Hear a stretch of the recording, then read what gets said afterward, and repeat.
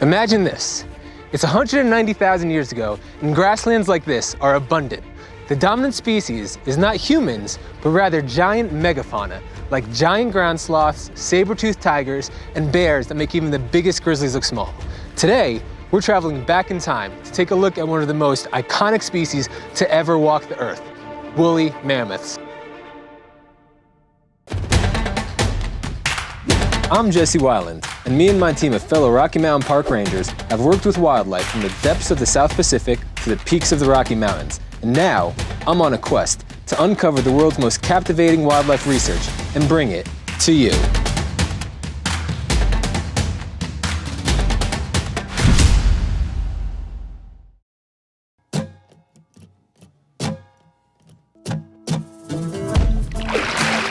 Whew.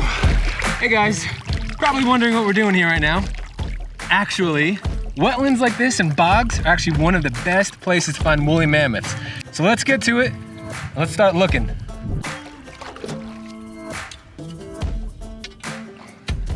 So you're probably wondering why we're here of all places. To answer that question, let me take you to a chat I had with my friend Richard Chinn, a legendary wetland scientist and a woolly mammoth enthusiast. Hey Richard, how's it going? Hey Jess. All right. Good. Great. So what's the inside scoop on this spot? What do you know about it? Oh, it's exciting. It's exciting. A amateur paleontologist like me gets all excited about things like this. Here's what I know about it. That peatland is over 30,000 years old. Okay. Which means that for 20,000 of those 30,000 years, woolly mammoths lived there. All right. There we go. And if a woolly mammoth were to have fallen into that peatland, they should be buried under there. Okay. Waiting for you to discover it. Okay. That's pretty exciting then. There are stories about Siberian people finding woolly mammoths that have been preserved for 10, 20, 30,000 years and actually eating the meat. No way. And they say it tastes just like chicken. You know, the thing is like looking for a needle in a stack of needles. Exactly. What is the best way to do this? That's a big challenge to find.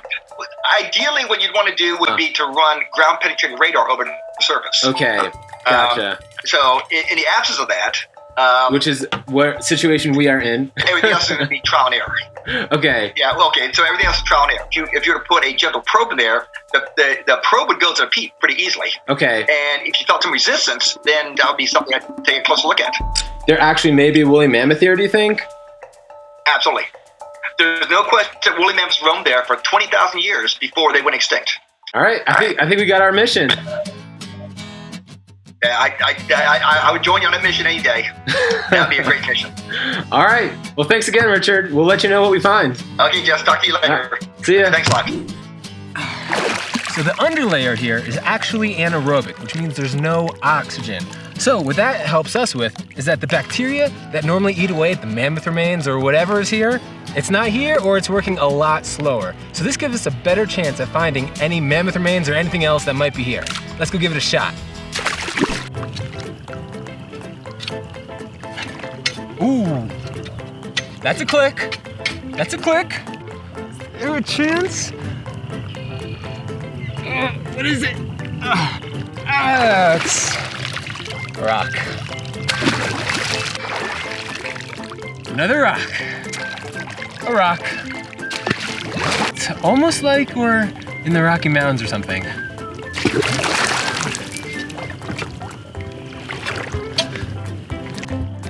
Little prehistoric mud mask right there. Don't mind if I do. All right. Well, you guys, we didn't find any woolly mammoth here. What a shocker. So obviously something like this could be painstaking and take days, weeks, months, a year out here poking all over, and you'll maybe walk right by it without even noticing. But I think I know a place where we are guaranteed to find some mammoth. So let's head up north. Let's go talk to my friend Jim Mead.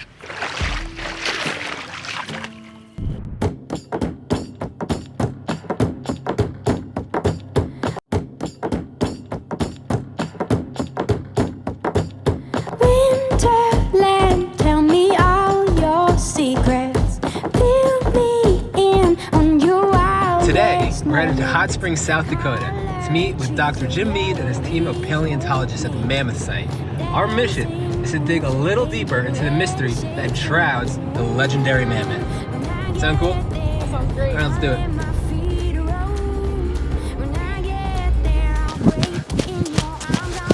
I miss!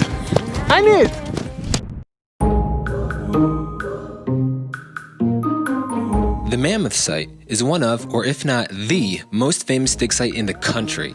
The site is so renowned, they actually enclosed it in a permanent complex, which the public can come, get up close and personal, and experience what it's actually like to be on a mammoth dig site. We were lucky enough to get a behind-the-scenes tour with the Director of Research, Jim Mead, who was able to show us the treasure trove of fossils it has to offer and the things we can learn from them. So Jim, do you want to tell us a little bit about this bone bed? Where you're standing at the edge of a pool, a pond. You didn't realize when walking up to the edge of the pond that this is also a trap. Now you and I, if we'd gone into the pond, we could swim around and we'd probably come out, we'd probably be muddy. But the elephants, we're looking at mammoths that are weighing in at 10, 12, 13 tons. They're not as mobile as you and I. So as you and I would go in there and say swim and come back out, or some other animal, elephants couldn't. So as they're swimming around and coming back, they can't grasp and get hold of it. So this is really a trap that is more selected for mammoths. We now know that basically we have at least 61 mammoths in there. Now, we've only done about 25% of the sinkhole. Wow. Most of our mammoths, we believe, tried to go to the shallow end to try to get back out. Right here, this would be the deepest part. This mammoth here just could not make it out in the end. So he probably drowned. He drowned, yes. Okay. Well, stay out of the deep end. Let me take you back in time. I like it. Here's 140,000 years at the flags. Now let's go down and let's go back in time about 50, 60,000 years. Okay. But I want to take you down, realizing that we're not only going back in time, we're cutting through climate change. So as we go down here, realize climate in North America is getting colder and colder. And at this point, we're in a glacial age. All right, Jim, so we're in the bone bed now. So we heard that this place selected for adolescent and middle-aged male mammoths specifically. Male mammoths, right. Okay, and now why did it select for male middle-aged mammoths? Right. If you look at, say, African elephants today, what they're gonna grow up with mom and all your aunts and siblings, and then at a certain age, a young male is pushed out because it's matrilocal. The female runs the household, if you will. So get out of the house, find your own job. Get out and go do your thing. So the male herds are all around in places, and they're coming up to this place and getting caught. Now, chances are, if it was with mom nearby, they would have said, don't go in there. Okay. But they don't have that. So it's like us when we were younger. Okay. You know, a male group, and they're getting caught. Now, so basically there is the woolly mammoths, they're growing up in the basement of their mom's house. The mom says, get a job, get out of here, make yourself a man. They go out there, they don't know what they're doing. They end up in the wrong part of town. Right. And they end up here. Right. So Jim, can you tell us, how did you guys find this place? It was July of 1974. There was a hill, which was the mound, okay? And they wanted to build a bunch of houses out here. So actually we're supposedly in the basement of houses had it gone through. And they started blading down the ground and with a bulldozer. And they came to the White Hill and they thought, well, let's just get rid of the hill. And as they did, if you scrape across this with a bulldozer, all of a sudden bits and pieces of ivory are gonna pop out. Well, the bulldozer guy goes, I've hit something.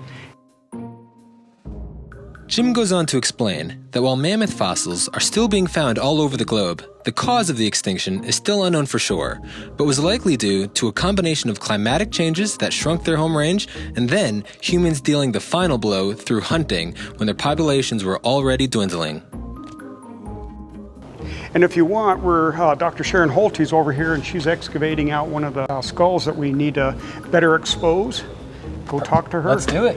Hey guys, how's it going? Hey Jesse, how are you? Pretty good. What we got going on here? What are you guys up to? Well, this skull was found roughly 10 years ago. So we have so many fossils around, right? So many mammoth bones that sometimes we, discover something and then we go excavate something else for a little bit. So Jesse, this is a toe bone that we found right next to our skull here. We have some ribs coming in. I think it's ready. You want to excavate Let's give it a shot. bone? Yeah. So I imagine Sharon is trying to inform me on the correct technique to excavate a bone right now, but I am way too pumped to dig up a piece of woolly mammoth to pay any attention. Here, to help protect the bone. Perfect. Good job. All right, you guys, so we just pried out a toe bone of a mammoth from 150,000 years ago? 190,000, yeah. 190,000, give or take a couple thousand years ago. And there you go. Peek into the past. Well, first, I just want to thank you for letting me keep this bone. Keep it? Yeah. I'm not so sure about that part. But what we can do is we could 3D scan it, and then you can have a 3D print potentially. Oh, okay. I mean, the most important question, really, how many times have you seen Jurassic Park? A number of times. Alan Grant is what I'm trying to look like right now. There you go. You need the hat. Next, we're off to the Geospatial Center, the virtual mothership where all the 3D printing, scanning, and technological ventures go down. Want to show us the magic? Yeah, so this is our 3D printer. This is the Ultimaker S5. Here, every bone that is dug out gets 3D scanned and printed so that students from elementary school to universities can study them.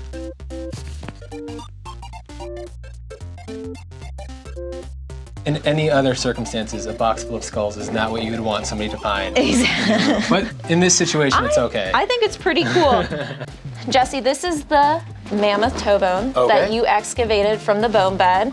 I cleaned it up just a little bit, but you did a great job excavating it. Thank you. Yeah, so we're gonna put that here on our turntable. Okay. And we're gonna use this. This kind of looks like a iron, but it's actually a 3D scanner. It uses blue LED lights to capture pictures and geometry of the specimen. I'm gonna just kind of throw you in at it. Okay, let's give it a shot. So go ahead and pick up the scanner. Okay. No, it's scanning. Oh, it's scanning. Okay, we're in business. So you want. There's the scan you just did. Wow. So you can click it and rotate it. Wow, look at that.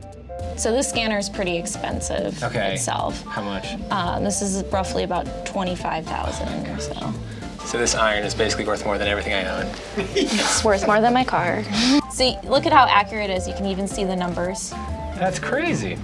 It's like everything, even the little bits. In the fossil set, it's there. It's right there. You have all the little attachments, all the little divots, discolorations, and wow, that's crazy. People will be able to study entire fossils without ever leaving their library or their computer. Right. As they show me through the archives, we pass by centuries worth of evidence collected in hopes of unraveling the mystery of the majestic mammoth. Humans and mammoths once lived together, and while it was the then latest science of weaponry that led to their downfall thousands of years ago, it is now the latest science of cloning that may bring them back from the dead. Whether that's a good idea or not, the jury's still out, but it may not be too long before woolly mammoths walk again.